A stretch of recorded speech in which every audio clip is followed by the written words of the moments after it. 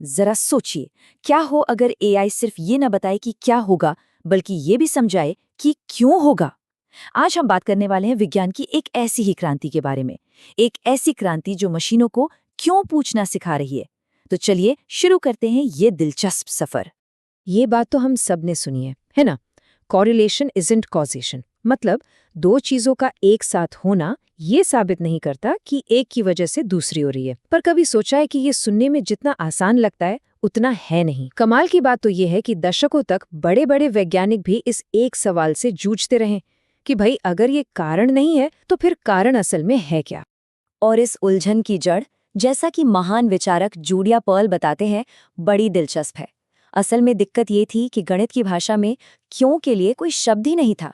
सोचिए, पूरा गणित इक्वल्स टू यानी बराबर के निशान पर टिका है, लेकिन कॉज एंड इफेक्ट यानी कारण और उसका असर, वो तो वन वे स्ट्रीट है ना?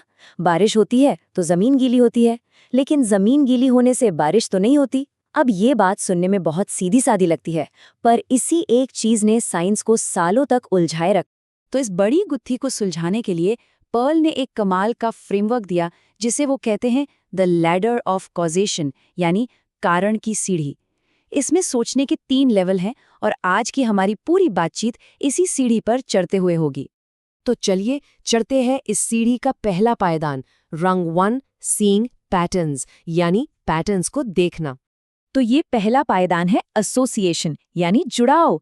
इसका सीधा सा मतलब है डेटा में पैटर्न खोजना। जैसे एक क्लासिक उदाहरण है मुर्गे की बांग और सूरज का उगना। हम डेटा में देखते हैं कि हाँ, मुर्गा बांग देता है और सूरज भी उगता है। बस हम सिर्फ इतना देख पाते हैं कि ये दो चीजें एक साथ होती हैं। लेकिन यहीं पर इस लेवल की एक बहुत बड़ी लिमिटेशन है। ये पायदान हमें ये नहीं बता सकता कि क्या मुर्गे की बांग की वजह से सूरज उगता है या फिर सूरज उगने की वजह से मुर्गा बांग देता है। समझ रहे हैं? ये सिर्फ एक जुड़ाव है, कारण नहीं। और यही शुरुआती आंकड़ों की सबसे बड़ी सीमा थी।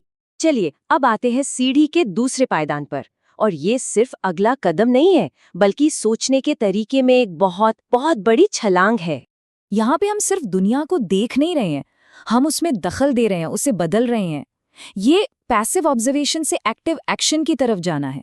मतलब सिर्फ पैटर्न देखने के बजाय ये सवाल पूछना कि अच्छा, अगर मैं कुछ बदल दूं तो क्या होगा। तो ये दूसरा पायदान है, इंटरवेंशन यानी हस्तक्षेप। यहीं पर हम असली कारणात्मक सवाल पूछते हैं, जैसे अगर कोई स्मोकिंग करना बंद कर दे तो क्या कैंसर का खतरा कम हो जाएगा। अब सोचिए, इस सवाल का जवाब सिर्फ डेटा में पैटर्न देखकर तो नहीं मिल सकता है ना। इसके लिए हमें एक्शन लेना पड़ता है। और अब हम पहुंच गए हैं सीढ़ी के सबसे ऊंचे पायदान पर, वो जगह जहां असल मायने में इंटेलिजेंस बसती है। ये तीसरा और आखिरी पायदान है काउंटर फैक्चुअल्स। सीधी भाषा में कहें तो व्हाट इफ वाली दुनिया, क्या होता अगर वाली सोच। ये इमेजिनेशन की पार है, ये सोचने की काबिलियत कि अगर चीजें कुछ और तरीके से हुई होती तो क्या होता। यही तो है वो चीज जो हमें पछतावा करना, प्लानिंग करना और सपने देखना सिखाती है। मतलब जो हमें इंसान बनाती है। हम सब हर दिन ऐसी दुनिया में जीते हैं, काश वो नौकरी ले ली होती तो क्या होता, या अगर उस दिन वो वारंटी खरीद ली होती तो आज ये खर्चा बच जाता, है ना। यही वो काबिलियत है जो हमें अपने पास से सीखने और फ्यूचर को बेहतर बनाने में मदद करती है। तो अब आता है सबसे बड़ा सवाल, क्या हम मशीनों को, हमारी एआई को इस सीढ़ी पर चढ़ना सिखा सकते हैं? देखिए, हमारी तरह सोचने के लिए एआई को सिर्फ डेटा का पहाड़ नहीं चाहिए, उसे चाहिए दुनिया का एक कॉजल मैप, एक कारणात्मक नक्शा। मतलब उसे ये समझना होगा कि कौन सी चीज किस चीज का कारण बनती है और कैसे।